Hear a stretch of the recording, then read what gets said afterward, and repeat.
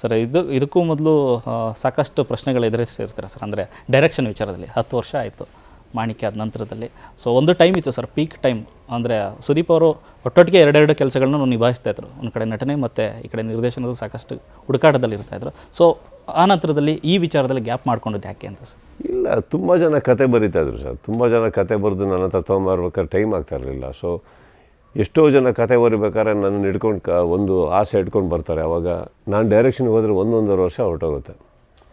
So ಅವರೆಲ್ಲರಿಗೂ ಒಂದು ಆಗಲಿ, ಯಾರೇ ಮಾಡಿದ್ರು ನಾನೇ ತಾನೇ ಮಾಡ್ದಂಗೆ ಇದು ಆ್ಯಕ್ಟಿಂಗ್ ಮಾಡಿದೆ, ಎಲ್ಲರಿಗೂ ಮಾಡ್ಕೊಂಬರ್ತಾಯಿದ್ದೀನಿ. ಯಾರ್ಯಾರು ಆಸೆ ಪಟ್ಟು ಮಾಡಬೇಕು ಅಂತಂದರೆ ಅವ್ರಿಗೆ ಮಾಡ್ತಾಯಿದ್ದೀನಿ ನಾನೀಗ.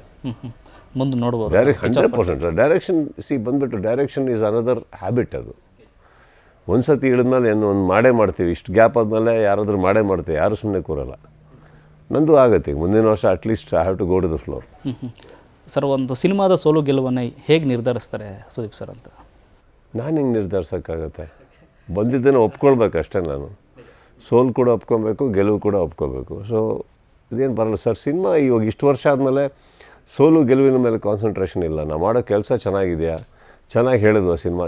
ಸೋತ್ರೂ ಏನು ನಾವೇನು ಕಳಪೆ ಸಿನಿಮಾ ಮಾಡಿದ್ವಿ ಅಂತಲ್ಲ, ಗೆದ್ದ ತಕ್ಷಣ ಅತ್ಯುತ್ತಮ ಸಿನಿಮಾ ಮಾಡಿದ್ವಿ ಅಂತಲೂ ಅಲ್ಲ. ಎರಡೂ ಒಪ್ಕೊಬೇಕಾಯ್ತು. ಎರಡರಲ್ಲೂ ಒಂದು ಪಾಠ ಇರುತ್ತೆ. ತುಂಬ ಚೆನ್ನಾಗಿ ಹೋದರೂ ಒಂದು ಪಾಠ ಇರುತ್ತೆ, ಚೆನ್ನಾಗಿ ಹೋಗಿಲ್ಲ ಅಂದ್ರೆ ಒಂದು ಪಾಠ ಇರುತ್ತೆ.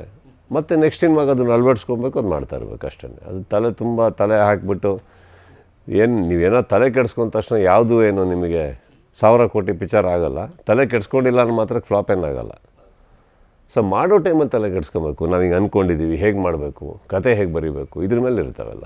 ಸರ್, ಈ ಪ್ಯಾನ್ ಇಂಡಿಯಾ ರೇಸ್ ಮಧ್ಯದಲ್ಲಿ ಸಿನಿಮಾಗಳ ಗೆಲುವನ್ನು ಇಷ್ಟು ಕೋಟಿ ಆಯಿತು, ಅಷ್ಟು ಕೋಟಿ ಆಯಿತು ಅನ್ನೋ ನಿರ್ಧರಿಸ್ತಾರಲ್ಲ, ಅದು ಓಕೆ ಅಂತ ಅನ್ಸುತ್ತೆ ಸರ್? ಎಲ್ಲ ಓಕೆ ಸರ್. ಏನೀಗ ಇವಾಗ ರೇಟಿಂಗ್ಸ್, ಚಾನಲ್ಗಳು ರೇಟಿಂಗ್ಸ್ ಮಾಡಲ್ವಾ?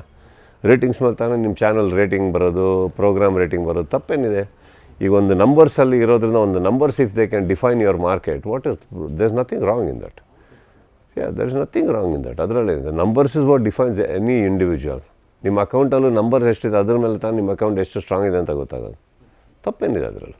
ಈಗ ಮುಂದೆ ಮಾಡ್ತಿರುವಂಥ ಅಂದರೆ ಹೊಸ ಡೈರೆಕ್ಟರ್ಗಳು ಬಂದರೂ ಕೂಡ ಅದೇ ಆ್ಯಂಗಲಲ್ಲಿ ಯೋಚನೆ ಮಾಡೋ ಥರ ಆಗ್ಬಿಟ್ಟಿದೆ ಸರ್. ಯಾಕಂದರೆ ನೀವು ಹೇಳಿದಾಗ ಸರ್, ಒಂದಷ್ಟು ಸಿನಿಮಾಗಳು ಮಾಡುವಾಗ ಸಣ್ಣದೋ ದೊಡ್ಡದೋ ಅಂತ ಯೋಚನೆ ಮಾಡಬಾರ್ದು, ಸಿನಿಮಾ ಮಾಡಬೇಕಷ್ಟೇ ಭಾಳ ಮುಖ್ಯ ಆಗಿರುತ್ತೆ. ಹೀಗೆ ಬರೋರ್ದೆಲ್ಲ ಕನಸೆ ಪ್ಯಾನ್ ಇಂಡಿಯಾ ಸಿನಿಮಾ ಮಾಡಬೇಕು ಅನ್ನೋಂಥದ್ದಾಗಿದೆ ಇಂಡಸ್ಟ್ರಿ ಬೆಳವಣಿಗೆ. ಪ್ಯಾನ್ ಇಂಡಿಯಾ ಅಂದರೆ ಅವರೆಲ್ಲರೂ ದೊಡ್ಡ ಸಿನಿಮಾ ಮಾಡೋಣ, ಎಲ್ಲ ಕಡೆ ನ್ಯೂಸ್ ಆಗಬೇಕು. ಆ ಸಿನಿಮಾ ಹಂಗೋಯ್ತು, ಈ ಸಿನಿಮಾ ಹಿಂಗೋಯ್ತು, ಆ ಹೀರೋಗೆ ಅಲ್ಲಿ ದೊಡ್ಡವರಾದ್ರು, ಈ ಡೈರೆಕ್ಟ್ರಿಗೆ ಅಲ್ಲಿ ದೊಡ್ಡವರಾದ್ರು, ನಾವು ಆಗೋಣ. ಅದು ತಪ್ಪೇ ಅಲ್ವಲ್ಲ? ಆ ಕನಸು ತಪ್ಪೇ ಅಲ್ವ ಸರ್? ಕನಸಿದ್ರೆ ತಾನೇ ನೀವು ಮುಂದೆ ಹೋಗೋಕ್ಕಾಗೋದು. ಅಟ್ಲೀಸ್ಟ್ 100ಕ್ಕೆ ಏನು ಮಾಡಿದ್ರೆ ಅಟ್ಲೀಸ್ಟ್ 50-60ಕ್ಕೆ ಸೆಟ್ಲ್ ಆಗ್ಬೋದಲ್ಲ. ನೀವು ಕನಸೇ ಕಾಣಲಿಲ್ಲ ಅಂದರೆ ಹೆಂಗೆ? ತಪ್ಪೇ ಇಲ್ಲ ಪ್ಯಾನ್ ಇಂಡಿಯಾ ಅನ್ನೋದ್ರಲ್ಲಿ. ನಾನು ದೊಡ್ಡ ಸಿನಿಮಾ ಮಾಡಬೇಕು ಅನ್ನೋದು ತಪ್ಪೇ ಇಲ್ಲ ಸರ್. ಯಾರಾದರೂ ಅಷ್ಟೇ, ತಪ್ಪೇ ಇಲ್ಲ. ಆ ವಿಚಾರದಲ್ಲಿ ಕನ್ನಡ ಇಂಡಸ್ಟ್ರಿ ಬ್ಯಾಲೆನ್ಸ್ ಮಾಡ್ತಿದೆ ಅಂತ ಅನಿಸ್ತದೆ ಸರ್. ಒಳ್ಳೆ ದೊಡ್ಡ ಸಿನಿಮಾಗಳು ಜೊತೆಗೆ ಕಂಟೆಂಟ್ ಸಿನಿಮಾಗಳು ಎರಡೂ ಬ್ಯಾಲೆನ್ಸ್. ಕನ್ನಡ ಇಂಡಸ್ಟ್ರಿ ಯಾವುದು ಬ್ಯಾಲೆನ್ಸ್ ಮಾಡೋಕ್ಕಾಗಲ್ಲ ಸರ್. ಅದ್ರಲ್ಲಿ ಮಾಡ್ತಾರೆ ಸಿನಿಮಾದವರು, ಅದನ್ನು ಮಾಡಬೇಕು. ಕೆಲವ್ರು ದೊಡ್ಡದು ಮಾಡ್ತಾರೆ, ಕೆಲವರು ಚಿಕ್ಕದು ಮಾಡ್ತಾರೆ, ಕೆಲವ್ರು ಮೀಡಿಯಮ್ ಮಾಡ್ತಾರೆ. ಇದು ವೈಯಕ್ತಿಕ. ಅದು ಸೊ ಎಲ್ಲರೂ ಸೇರಿದ್ರೆ ಒಂದು ಇಂಡಸ್ಟ್ರಿ ಅಲ್ವಾ? ಇಂಡಸ್ಟ್ರಿ ಡಿಸೈಡ್ ಮಾಡಲ್ಲ. ಸೊ ಎಲ್ಲರೂ ಅವ್ರವ್ರಿಗೆ ಏನೇನು ಸಿನಿಮಾ ಬೇಕೋ ಮಾಡ್ತಾಯಿದ್ದಾರೆ. ಇಂಡಸ್ಟ್ರಿಗೆ ಆದಷ್ಟು ಸಿನಿಮಾಗಳು ಎಲ್ಲರೂ ಸೇರಿ ಕೊಡ್ತಾಯಿದ್ದೀವಿ ಅಷ್ಟೇ.